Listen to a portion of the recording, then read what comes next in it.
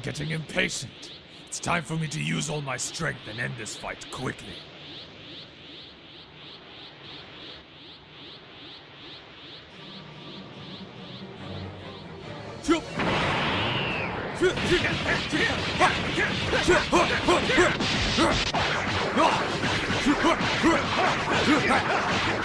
Take this! Up!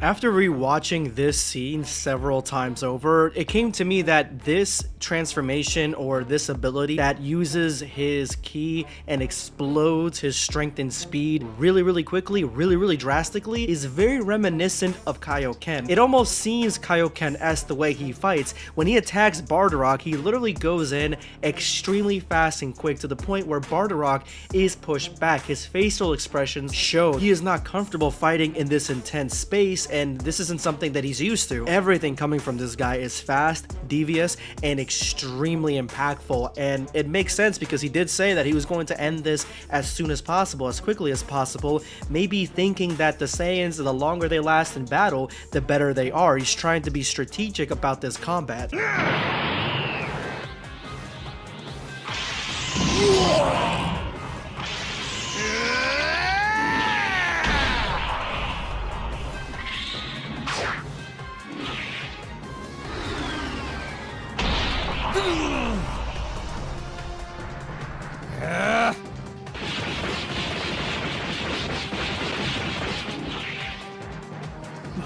What a fight!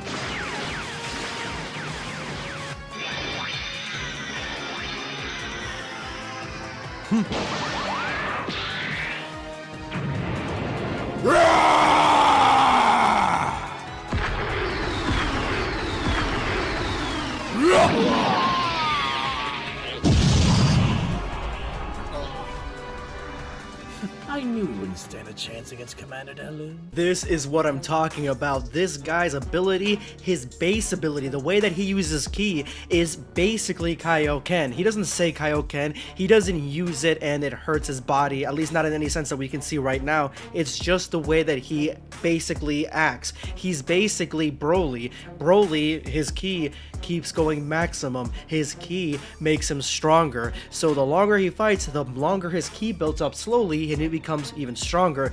This guy can do it at will. So when he's doing it at will, it almost seems like he's using Kaioken. So when he can't beat Bardock in single combat with this level of his ki usage, he bumps it up into that huge spectacle of a flaming inferno, and then he punches him before Bardock can even block. And this was one of the most satisfying punches I've seen this series. This was fan-fucking-tastic.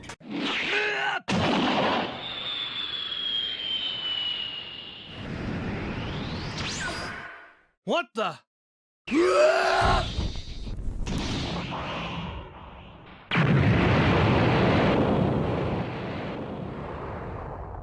Tell me the animation for that doesn't look very similar to this.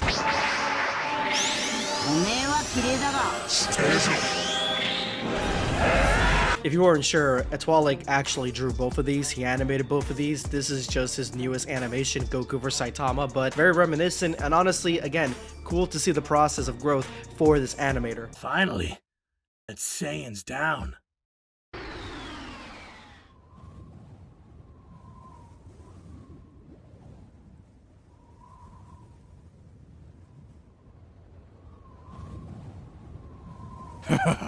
Good riddance. We won't be hearing from you any... What?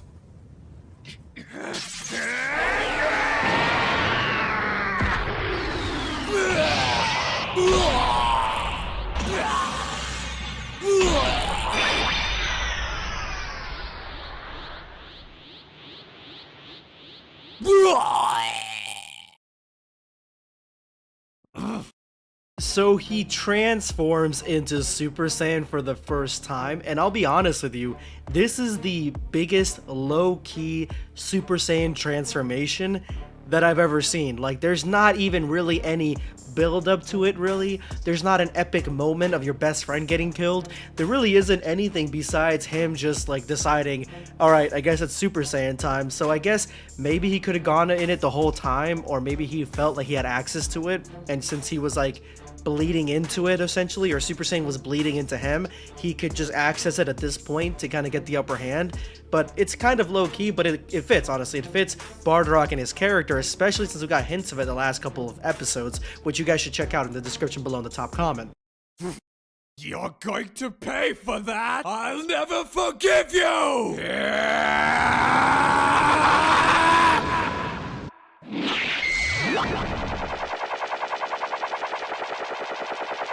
With this final attack, I'll send you to hell!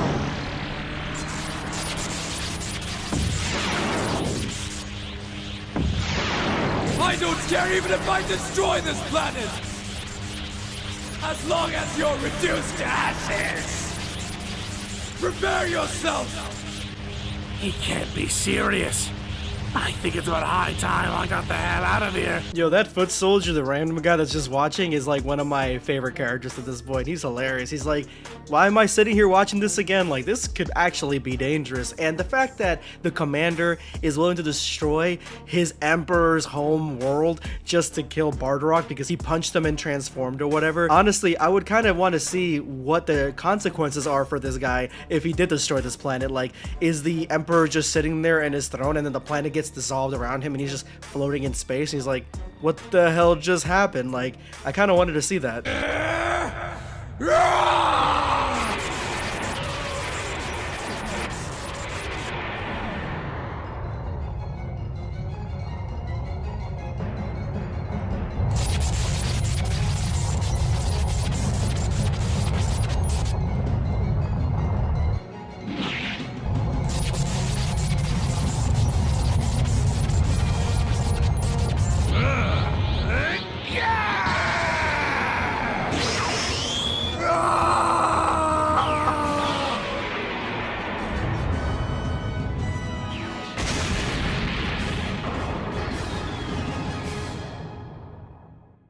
So, Super Saiyan beats Kaioken.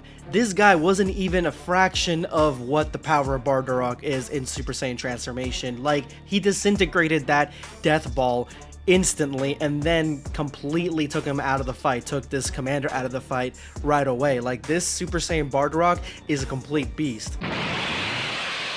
Delil.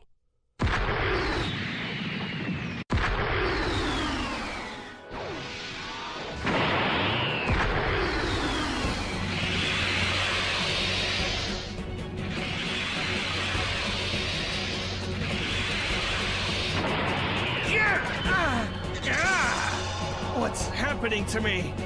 I can't control this power. It's too strong for my body to handle. Not good.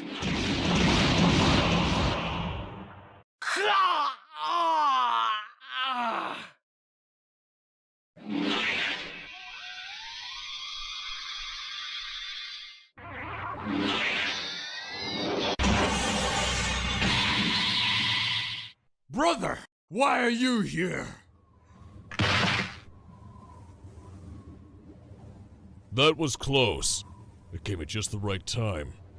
You should be careful. I didn't ask for your help. Look at you. You can barely stand. We must get back to headquarters.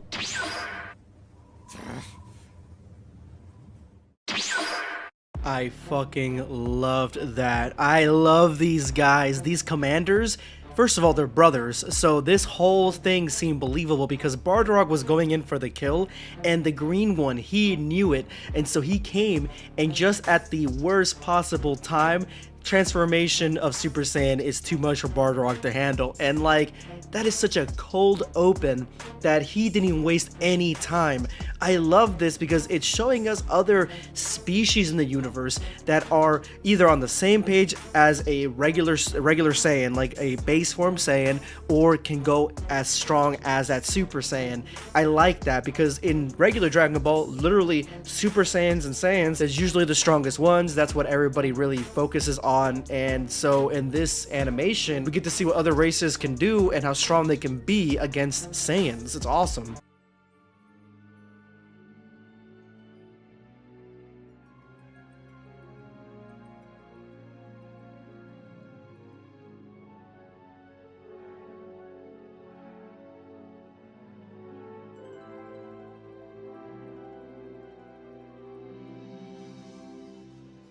Commander Delil wasn't strong enough to crush those insects down.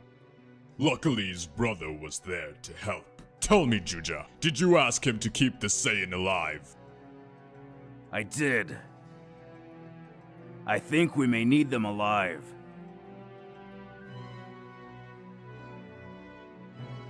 Interesting. Are you saying they could possibly be helpful? That's correct, Lord Berg. One of them could have what we need. I felt the same power as him. If that's the case, we could take a step forward in your projects. And your power will be beyond anything else in this universe. With your permission, I'd like to go see him and shed some light on the situation. That way I can confirm if he's the one I think he is. Do as you wish, then come back and report to me.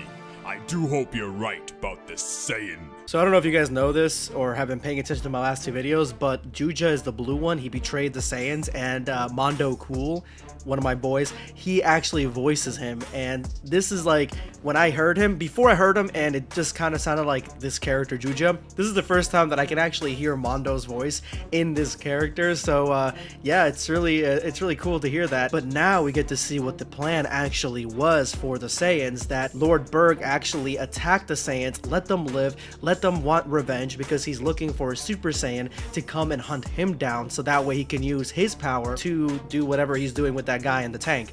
Basically, more than likely trying to create an android, which I think having space androids, like say like the Frieza Force or other androids like OG-73, have them be more proliferant inside the Dragon Ball universe is a plus for me.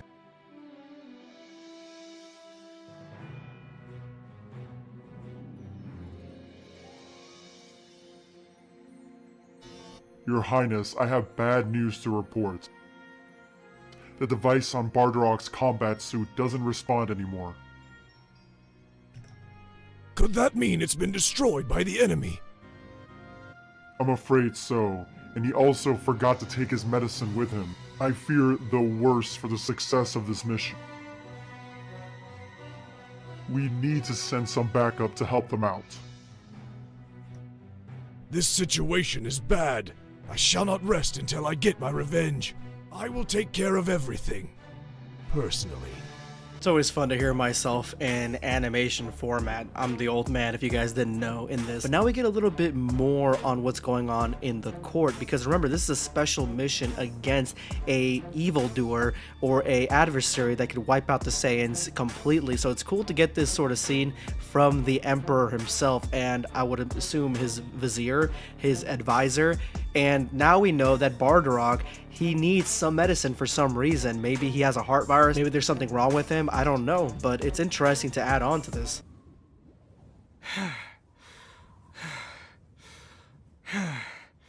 They think I'm down for the count, but I'm still here.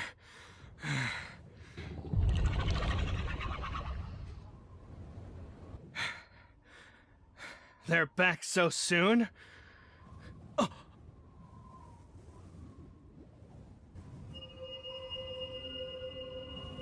No. Impossible.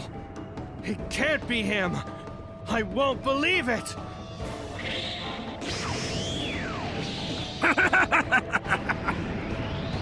No. No! Why him?